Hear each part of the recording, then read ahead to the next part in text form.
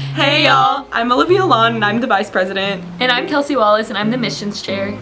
And we are so excited that y'all are here for Worship Night. We're so excited to be meeting some of y'all in person for the first time. We just wanted to come on here and just let you know a little bit about how the night is going to work. And we just wanted to give a quick shout out to Rebecca and Sydney for doing such a great job as recruitment chairs. We love you so much and we appreciate you. We're going to be singing 2 worship songs tonight. The first one is You Say by Lauren Daigle. Our recruitment chair Sydney chose the song just because it shows her God's faithfulness through some recent struggles she's been having. It's also a really good reminder that God's plan is good no matter what happens tonight, and our worth is so valuable. The second song we're going to sing tonight is I Don't Want to Go by Chris Renzema, your recruitment chair. Rebecca picked this song out for us because she feels like it emphasizes that we just want to spend all of our time in the Lord's presence and that we just want to focus on the path that He has for us. And she also feels like it just emphasizes that when you don't see the Lord's hand in your life, that you just need to refocus your eyes back on Him. After worship, we're going to head into a devotional that our Bible study chair Mary has prepared for us. But right now, before we start worship, we're going to hear Rebecca, our J-Board chair and recruitment chair's testimony. Hey guys, so like Olivia said, my name's Rebecca and I'm going to share my testimony with y'all tonight. It starts out with me growing up in the church. I kind of joke around and tell people that I was born into the church. My grandfather's a pastor, my dad was a preacher's kid, so me and my sister, we were always in church. So there was never not a time in my life where I didn't know who Jesus was. Growing up in Sunday school, we were taught, the ABCs of becoming a Christian. A, admit, B, believe, C, confess. So, admit that you're a sinner, believe that Jesus is God's son, and then confess your faith in the Lord. And I had the first 2 checked off. We were good to go. I could do A and B, we were fine, but when it came to C, something about C just terrified me. And it was really the public aspect of baptism, of the going up in front of the church and declaring this thing. And I knew it was a good thing. It's just I'm terrified of crowds and talking in front of people and public speaking. And so it scared me to do that. And in all honesty, the only reason I was baptized at a younger age was simply because my grandfather looked at me one day across the dinner table and was like, so are you going to get baptized soon? Am I going to baptize you before I die, kind of a thing? And for me, being a little kid, hearing that your grandpa's going to die, you're like, yeah. And so immediately after he said that, a week later, I went up to the front of the church, told him, hey, I believe I want to be baptized. And then, the week after that, I was baptized. And, growing up, it's okay, once you do that, everybody kind of is like, all right, you did it, you're great, you're good to go. And I feel like sometimes there's not really a follow-up, and they don't really explain that, life kind of gets harder after you do that. And so I struggled a lot when, I hit middle school and high school in trying to figure out, how my plan fit into God's plan, how God was supposed to lead me, and I struggled with that a lot. And I found myself in high school, I was never diagnosed with depression, but having recently been diagnosed, I now know that the first time I truly struggled with my mental health, specifically depression, was my freshman year of high school. It was rough. And, I struggled through that, and I thought that I was alone and that nobody else, knew what it felt like, to go through that stuff. And so I kind of went through it and I thought, okay, this is my struggle to bear. This is my thing that I have to do. And so I didn't speak to anyone about it. And fast forward, junior year of high school, I got asked to go on a mission trip with one of my youth leaders. And I was like, yes, it was super cool. I wanted to go, be out of the country, all that kind of stuff. I had just, I was going on a trip to Costa Rica that same year. So I was like, yeah, I want to go. I did not know what I was getting myself into. I did not know the ways that God was going to show Himself to me. I did not know that, I was gonna get completely wrecked on that trip. I went into it thinking, I get to meet really cool people, and like I get to spend time with people from my home church. And so going into that trip, it was just, excitement at first. We get down there and it's the reaction of, I'm in a different country. I can somewhat understand the language, but I can't speak it. And I'm sitting here just being like, how did I get here? Why am I here? Everything like that. And so, when we got to the mission house and they're explaining all the work that we have to do for this week, I was like, okay, I can do this. And there were people there my age, friends that I had grown up with that were also on this trip with me. And for the most part, like, the trip started out good. Like, it was like, okay, everything's great. We went to the work site and, we worked on a few things. And then all of a sudden, about probably middle to end of the trip, I start just feeling very, like, overwhelmed when I'm out, and, like, not really knowing why. And also, like, we would always, at the end of every single night, we would have, like, circle time. So all of the people on the mission trip, we'd get together and we'd talk about kind of the highs and lows of the days, kind of where we saw the Lord in that day. And I was always terrified to share because, once again, the whole issue of public speaking, it's not my forte. I don't do it very well. And so I never really shared in circle time. But all of the, like, teenagers, we would go up on the rooftop of the mission house and we would kind of have our own Bible time after all of that happened. And we would sit there and we would talk about all the struggles we were going through. And for some reason, like, one of these guys, like, it was just like, I was standing there, like, talking to him, and for some reason I was like, I kept being called, like, you need to tell him what you're struggling with. Like, you need to tell him, like, all of the things that are going on in your life, and, like, he's gonna help you through that.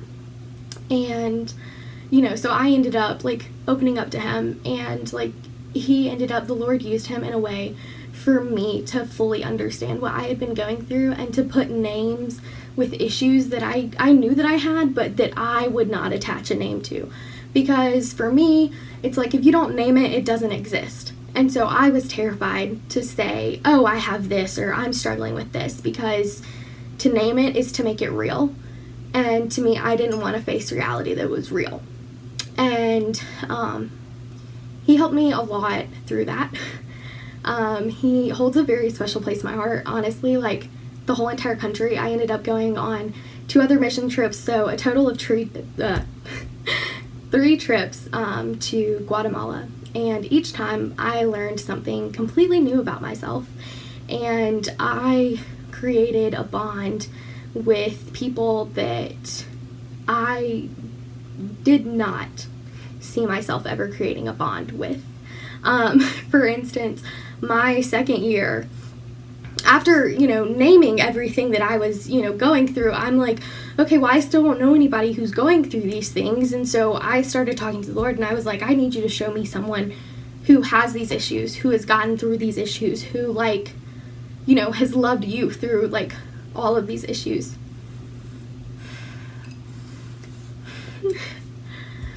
And for me, honestly, like, I didn't think that person existed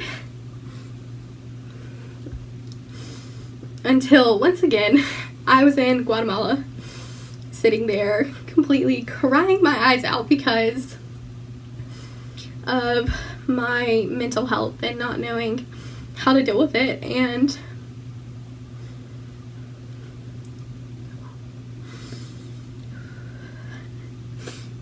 feeling very distant from the Lord. And then he blessed me with, like, this person who I hold near and dear to my heart. Oh my goodness. And her name is Blair. She's an older woman, but I love her. She has so much just joy in her. And she has her own struggles with mental health, but, like, she showed me how you can get through it and how, you can glorify the Lord in your struggles, and how you can use your struggles to show others that he is real and that he exists, and that and that he doesn't give people anything they can't handle, because he'll give you what he knows you can get through, and he gives you what he knows you can use to glorify him and to point everything back to him. The first time I ever saw her, she was praying, and her prayers, she talks to God like she's having a conversation with him across the table. Like, she will open up her prayer with like, hey Lord, I just want to tell you, like, how great my day has been, and like, I want to tell you that like this happened and this happened, but like also like I want to ask you why like this happened, or like why you chose to do this. And like, her prayers were just conversations. And growing up, I always thought prayer had to be this very, oh, you have to do this and you have to say this, and if you don't say this right, then like the Lord's not going to hear your prayer. And to hear her pray, I was like, whoo, like, she is something special to me. I love her so much. She's the person who literally, it can be any time of day. If I text her and I'm like, hey, I need prayer, she literally will pray. There have been times, obviously, like, since coming to Clemson, like, for me, depression is an ongoing thing. It's something that I battle with day to day. Anyone who lives in my apartment will tell you there are good days and there are bad days. And I've finally gotten to the point where I kind of let people know, hey, it's a bad day, or hey, it's a good day. And that is all because the Lord has given me people who support me through anything, who I know are gonna love me regardless.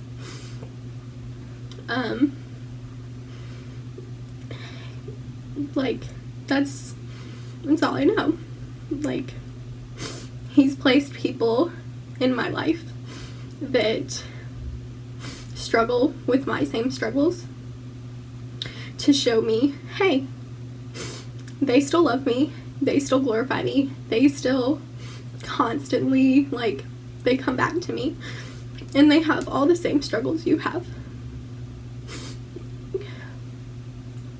And I think, if anything, like, my final thing is, like, obviously, I think some people have a false belief that when you're a Christian, life is easy. It's not. Like, life's hard sometimes, and you struggle. And I'll be the first one to tell you, there are times where I'm not happy with the Lord. There are times I'm withdrawn from the Lord. But there are also times where I say, hey, you can't do that. You're being selfish. Or, like, like, obviously, there's a reason behind why I'm where I am right now and what I'm going through right now. And my one thing is that you have to glorify God through it all.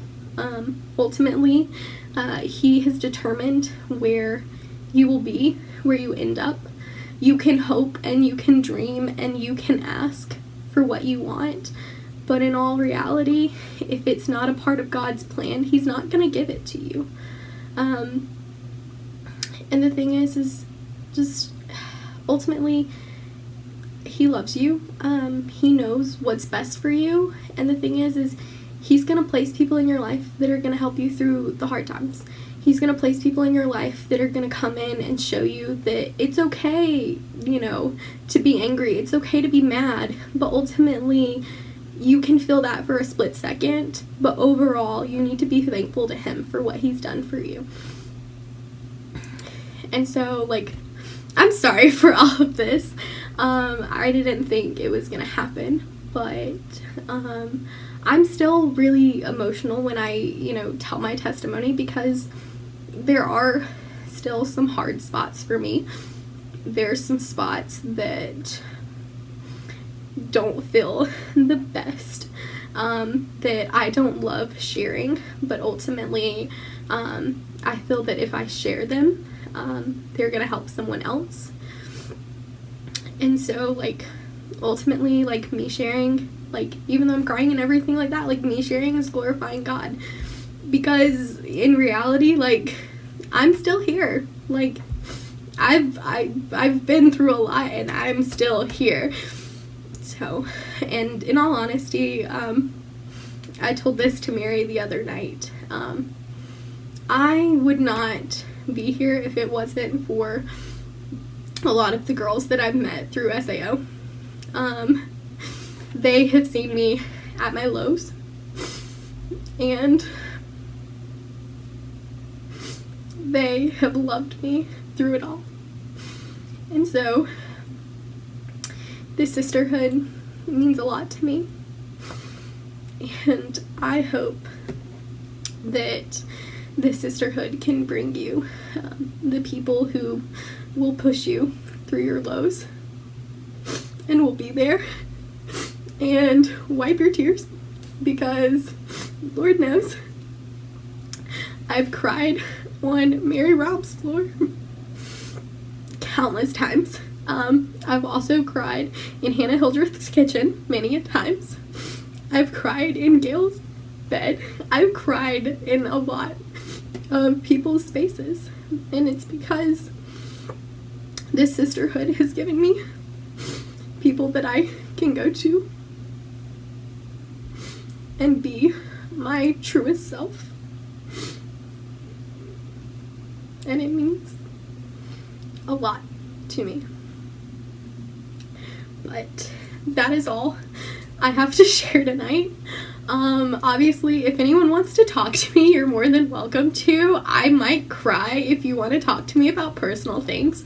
I'm not normally a crier, but I've gotten emotional, like, the past, like, I don't know, the past year has just been really emotional for me. So honestly, I might cry, but I'm more than willing to talk to any of y'all about anything, about any of your struggles or anything like that.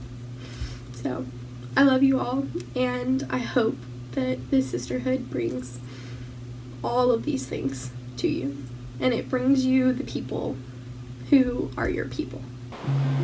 Thank you, Rebecca, for sharing that and just for being so vulnerable with us. We love you so much. Now your house leader is going to open you up in prayer, and then we are going to go on with the rest of the night. At 8:30, we're all going to join back up on Zoom just so that you can get information about how the rest of the night is going to look. Go in before me.